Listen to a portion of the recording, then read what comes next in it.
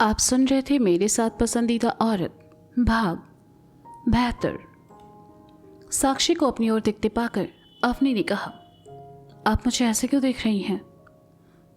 तुमसे शादी करके पृथ्वी ने सच में सही किया। तुम दोनों को एक दूसरे से बेहतर कोई नहीं मिल सकता था अवनी, साक्षी ने प्यार से कहा। अवनी ने सुना तो धीरे से मुस्कुराई और प्लेटफॉर्म पर रखी ट्रे उठाते हुए कहा, चले? हाँ आओ, साक्षी ने कहा और अवनी के साथ बाहर चली आई। अवनी ने सबको चाय दी। नीलम बुआ ने चाय का एक घूंट भरा। वह चाहकर भी उस चाय में कोई कमी नहीं निकाल पाई क्योंकि चाय अच्छी बनी थी। बड़ी मम्मी और चाची ने भी चाय पीकर देखी, उन्हें भी चाय पसंद आई। साक्षी चाय लेकर अंदर कमरे में चली गई। उसने हिमांशु और चाचा को चाय दी और बाहर चली आई। अवनी को वहां खड़े देखकर साक्षी ने कहा, अवनी तुम भी थक गई होगी, थोड़ी देर आराम कर लो। जी मैं ठीक हूँ, अवनी ने कहा। साक्षी ने टेबल पर रखी ट्रे में से बड़ा कप उठाकर अवनी को दिया और कहा, अच्छा ठीक है, चाय तो पी लो। और तुम खड़ी क्यों हो, बैठो।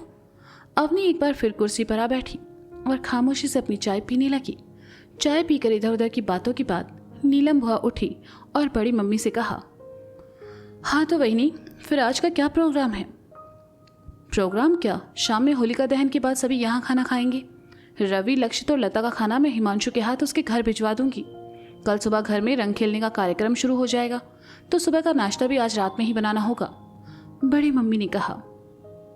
हम सब तो आ जाएंगे, पर आपकी नई बहू इतने लोगों का खाना एक साथ बना पाएगी क्या? बिना माँ बाप की लड़की है, उस पर नौकरी करने वाली। मुझे नहीं लगता इसने कभी घर का काम भी किया होगा।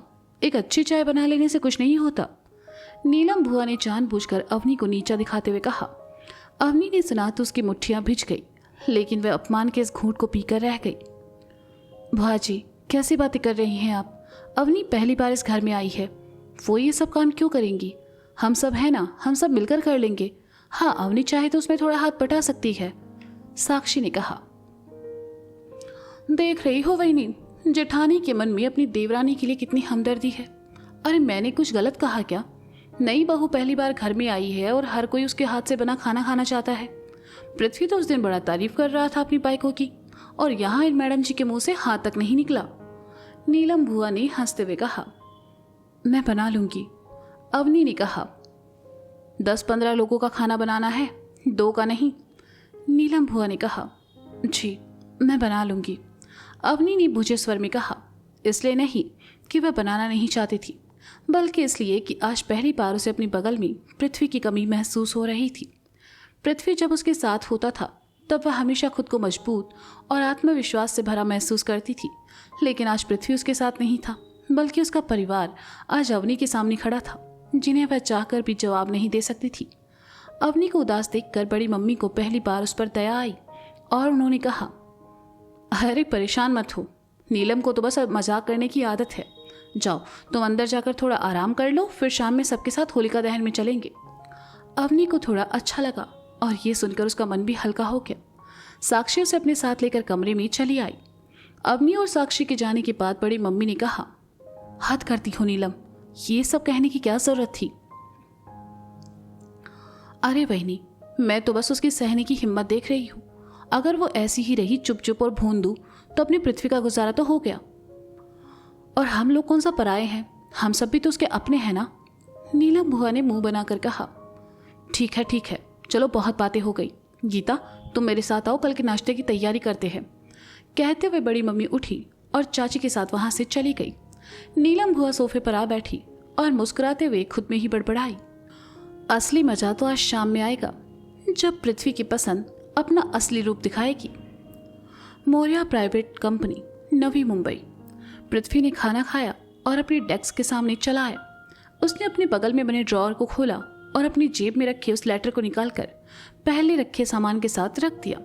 उसने बड़े प्यार से उस ड्रॉअर में रखे सफ़ेद शर्ट, क्लचर और पहले से बड़े कागज़ को छुआ और मुस्कुरा उठा। वह खुद नहीं जानता था कि अवनी से जुड़ी इन चीज़ों को वह इतना प्यार से संभाल कर क्यों रख रहा है। बस उसे ये करके एक अजीब सी खुशी और सुकून महसूस होता था। पृथ्वी सर, बॉस ने आपको बुलाया है, कैबिन के अंदर आते मनीष ने कहा तो पृथ्वी ने जल्दी से ड्रॉअर बंद किया और चाबी जेब में रखकर वहां से चला गया। मनीष के पीछे पीछे ही तान्या और कशिश भी चली आई। उन्होंने जब पृथ्वी को जल्दी से ड्रॉअर बंद करते देखा तो कशिश ने अंकित से कहा, अंकित सर, ये पृथ्वी सर ने अपने स्टोर में ऐसा क्या छुपा कर रखा होगा जो हमें दिखते ही बंद कर दिया? क्या इसमें कुछ खास है? अंकित अपने लैपटॉप पर एक जरूरी रिपोर्ट तैयार कर रहा था। उसने उसे रोका और अपनी कुर्सी सबकी तरफ घुमाकर बोला, अब इस सवाल का जवाब तो तुम्हें पृथ्वी ही दे सकता है। वैसे मुझे भी जानना है कि आखिर इस ड्रॉर में ऐसा है क्या। आपके इस सवाल का जवाब भी आपको पृथ्वी सर ही दे सकते हैं, मनीष ने कहा। तो सभी ठाका लगाकर हंस पड़े और फिर अपने अपने कामों में लग गए। पृथ्वी जयदीप के कैबिन के बाहर आया और दरवाजा खटखटाया तो अंदर से आवाज आई, कम इन। पृथ्वी अंदर आया और जयदीप के सामने आकर कहा, आपने मुझे बुलाया सर? बैठो, मुझे तुमसे कुछ ज़रूरी बात करनी है।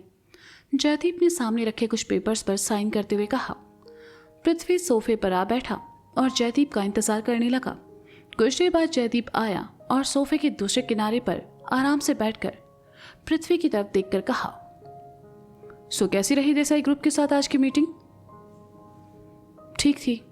उनकी लीगल टीम को कुछ डाउट्स है तो उन्होंने कहा है कि 1-2 दिन में वो स्टडी करके हमें इन्फॉर्म कर देंगे। पृथ्वी ने गंभीरता से कहा। और जयदीप ने पृथ्वी को एकटक देखते हुए पूछा। और पृथ्वी ने भी सवालिया नजरों से जयदीप को देखा। जयदीप कुछ देर खामोश रहा और फिर एक गहरी सांस लेकर कहा, पृथ्वी, हैव यू लॉस्ट इट? तुमने प्राची को थप्पड़ मारा, वो भी देसाई सर के सामने। पृथ्वी ने सुना तो हैरानी से जयदीप को देखने लगा, क्योंकि ये बात तो देसाई सर, पृथ्वी और प्राची को पता थी, लेकिन जयदीप तक ये बात कैसे पहुंची? उसने हैरानी से कहा, आपसे ये किसने कहा? मुझसे किसने कहा ये छोड़ो, ये बताओ क्या सच में तुमने ऐसा किया है? जयदीप ने थोड़ा गुस्से से कहा, हाँ मैंने मारा उसे थप्पड़, लेकिन पृथ्वी ने इतना ही कहा। वह अपनी बात पूरी कर पाता इससे पहले जयदीप ने कहा, तुम्हारा दिमाग खराब हो गया है पृथ्वी, तुमने देसाई ग्रुप की होने वाली सीईओ पर हाथ उठाया है। इसका मतलब जानते हो तुम? वो अगर चाहे तो तुम्हारे खिलाफ एक्शन ले सकती है और सभी कंपनियों के शेयर होल्डर मिलकर तुम्हें इस कंपनी से निकाल सकते हैं, क्योंकि सभी कंपनीज का आपस में रिलेशन है। तुम अपनी नौकरी को खतरे में कैसे डाल सकते हो पृथ्वी? पृथ्वी ने सुना, लेकिन उसके चेहरे पर कोई भाव नहीं था। वह शांत था और खामोशी से जयदीप को देख रहा था। उसे खामोश देखकर जयदीप ने कहा, मैं जानता था कि तुम्हारे और प्राची के बीच टर्म्स अच्छे नहीं है। वो लड़की थोड़ी बेवकूफ़ है, लेकिन उसकी बेवकूफ़ी की वजह से मैं तुम्हें मुसीबत में नहीं देखना चाहता। आखिर क्या वजह थी जो तुमने उसे थप्पड़ मारा, वो भी देसाई सर के सामने? पृथ्वी ने एक नज़र जयदीप को देखा और फिर सब उसे साफ साफ बता दिया जो वहां हुआ था। पृथ्वी की बातें सुनकर जयदीप के चेहरे पर चिंता के भाव उभर आए और उन्होंने कहा, ये लड़की सच में पागल है, इसे तो 2 थप्पड़ और पड़ने चाहिए थे। मैंने कुछ गलत नहीं किया सर। वो लड़की ये समझने को तैयार ही नहीं है कि मैं उसमें इंटरेस्टेड नहीं हूँ। और उसमें क्या, मैं इस दुनिया की किसी भी लड़की में इंटरेस्टेड नहीं हूँ। मैं सिर्फ अपनी वाइफ के लिए लॉयल हूँ और मेरे लिए वो काफ़ी है। मैं अपनी पर्सनल लाइफ को अपनी प्रोफेशनल लाइफ में मिक्स नहीं कर सकता। लेकिन वो बददिमाग लड़की प्राची, वो कुछ सुनने को तैयार ही नहीं है। मेरे साथ जो किया ठीक है, लेकिन अब वो अवनी के साथ बदतमीजी करने लगी है। मैं ये बर्दाश्त नहीं करूँगा, कभी नहीं करूँगा। फिर चाहे इसके लिए ये नौकरी जाती है तो जाए। एक नौकरी बचाने के लिए मैं प्राची जैसी लड़की के साथ समझौता तो बिल्कुल नहीं कर सकता। पृथ्वी ने कठोरता से कहा। पृथ्वी, तुम समझ नहीं रहे हो। वो लड़की एक नंबर की बिगड़ैल और घमंडी है। मुझे तुम्हारी नहीं, अवनी की चिंता है। अगर तुम्हारे लिए उसने अवनी को नुकसान पहुंचाने की कोशिश की, कभी सोचा है तुमने इस बारे में? तुम इस मामले को शांति से भी सुलझा सकते थे। इनफैक्ट तुम्हें आज की मीटिंग में जाना ही नहीं चाहिए था। मैं मानता हूं कि तुम अवनी से प्यार करते हो और तुम्हें उसकी परवाह है, लेकिन तुमने कभी सोचा है कि तुम्हारा यही प्यार किसी दिन अवनी को किसी बड़ी मुसीबत में डाल सकता है? तुम्हें अवनी को इन लोगों की नजर में नहीं लाना है पृथ्वी। जयदीप ने कहा। लेकिन क्यों? पृथ्वी ने थोड़ा गुस्से से कहा। तो जयदीप को भी गुस्सा आ गया और उसने थोड़ा ऊंचे स्वर में कहा, क्योंकि अवनी तुम्हारी कमजोरी है।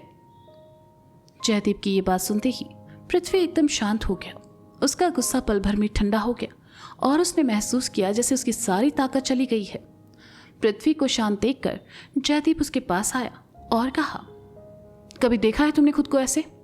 वो पृथ्वी जो हमेशा अपने घमंड में रहता था, सीधे मुंह किसी से बात तक नहीं करता था, जिसके लिए पर्सनल लाइफ और प्रोफेशनल लाइफ दोनों अलग थी, वो आज जगह जगह अपने दुश्मन बना के बैठा है, सिर्फ इसलिए क्योंकि वह किसी के प्यार में है।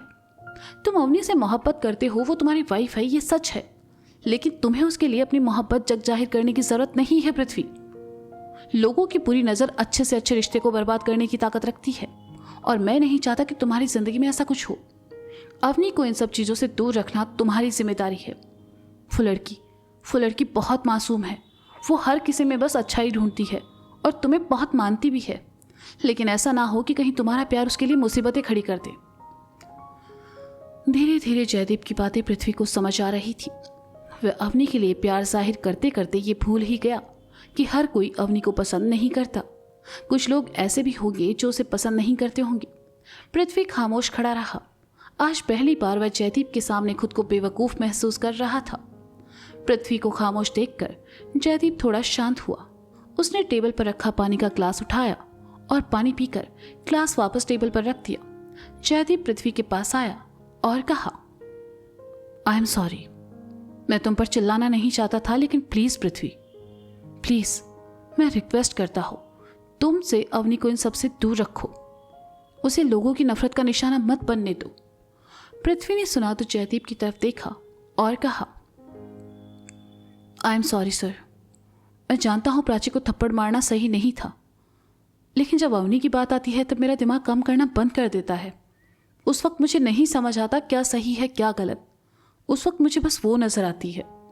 उसके लिए अगर मैं अपने माँ बाप, अपना परिवार, अपना घर छोड़ सकता हूँ तो फिर मैं उसके लिए कुछ भी कर सकता हूँ। I am sorry. अवनी के लिए अगर मुझे ये नौकरी भी छोड़नी पड़ी तो मैं खुशी खुशी छोड़ दूंगा सर, लेकिन अगर किसी ने उसे नुकसान पहुंचाने की कोशिश भी की तो मैं ये बर्दाश्त नहीं करूंगा। जयदीप ने सुना तो खामोशी से पृथ्वी को देखने लगा। जयदीप समझ गया कि इस वक्त वह एक एम्प्लॉय को नहीं बल्कि प्यार में पड़े एक बीमार व्यक्ति को समझा रहा है जिसे कुछ समझ नहीं आएगा।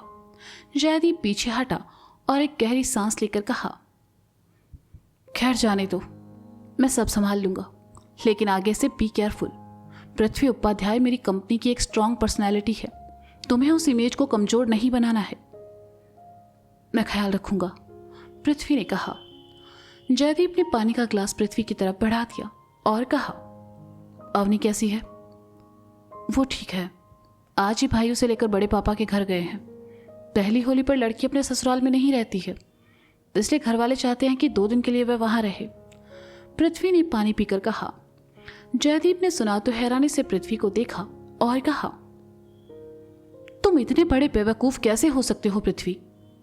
पृथ्वी ने सवालिया नजरों से जयदीप को देखा तो जयदीप ने मायूसी भरे स्वर में कहा, तुम्हें अवनी को वहां नहीं भेजना चाहिए था।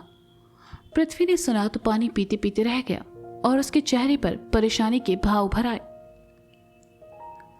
तो दोस्तों, होलिका दहन के समय नीलम बुआ कौन सा तमाशा करने वाली है? क्या पृथ्वी की टीम जान पाएगी उसके ड्रॉअर का राज और देख पाएगी उसमें क्या है? क्या अवनी को अपने ही घर वालों के बीच भेजकर पृथ्वी ने की है कोई बड़ी गलती? जानने के लिए सुनते रहिए पसंदीदा औरत। और अगर कहानी आपको पसंद आ रही है तो इसे लाइक करें, कमेंट करें और इसे आगे सुनने के लिए मेरे चैनल को सब्सक्राइब करें। मिलते हैं जल्दी, तब तक के लिए नमः पार्वती पतये हर हर महादेव शंभो।